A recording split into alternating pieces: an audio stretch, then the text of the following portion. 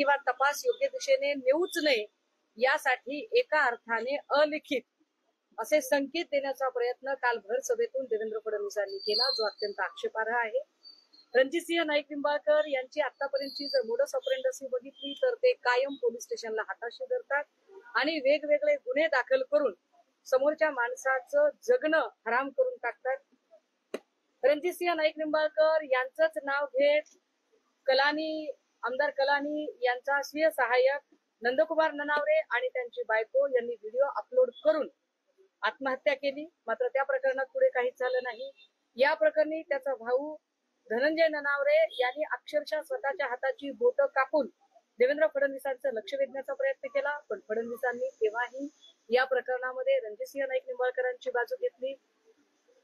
अगवणे प्रकरणामध्ये अगवणेंच्या 2 पोरी सेम संपदा मुंडेच्या वाटेवर चालण्याचा त्यांनी प्रयत्न केला की अक्षरशः रणजितसिंह नाईक निंबाळकर यांच्या जाचाला कंटाळून शेवटी या 2 पोरींनी आत्महत्येचा प्रयत्न केला. त्याचं अख्खं मेडिकल लिटरेचर सोबत आहे आणि त्याचे सगळे पेपर्स आहेत.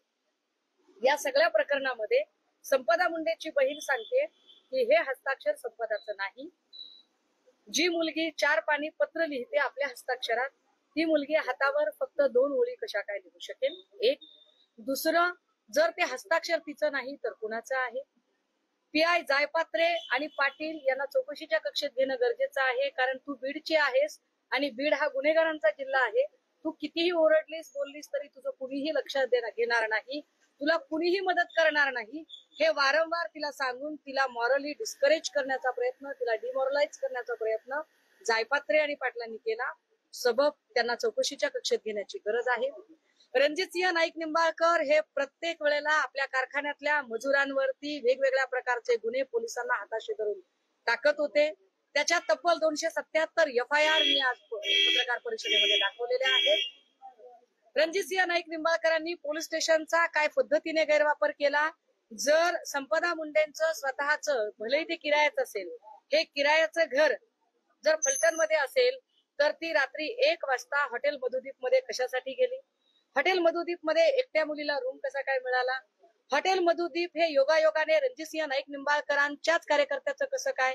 रणजितसिंह नाईक निंबाळकरांचा हा कार्यकर्ता भोसले, ज्या दिलीप भोसलेला कदाचित तो आता नगराध्यक्ष पदाचा उमेदवार असू शकतो, त्याच्याच हॉटेलमध्ये ही डेड बॉडी कशी सापडते? तिचं कुटुंबीय येण्याच्या आधी तिची डेड बॉडी पोस्टमॉर्टमसाठी का हलवली गेली? अनेक प्रश्न आहेत. आमचा SIT सुद्धा नको. माननीय उच्च न्यायालयाने याच्यामध्ये उच्चस्तरीय समिती नेमावी, चौकशी करावी. चौकशीच्या कक्षेत जी 15 नावं मी घेतलेली आहेत, त्या 15 मधलं एक प्रमुख नाव मी पुन्हा सांगते, रणजितसिंह नाईक निंबाळकर यांना चौकशीच्या कक्षेत आणण्याची गरज आहे.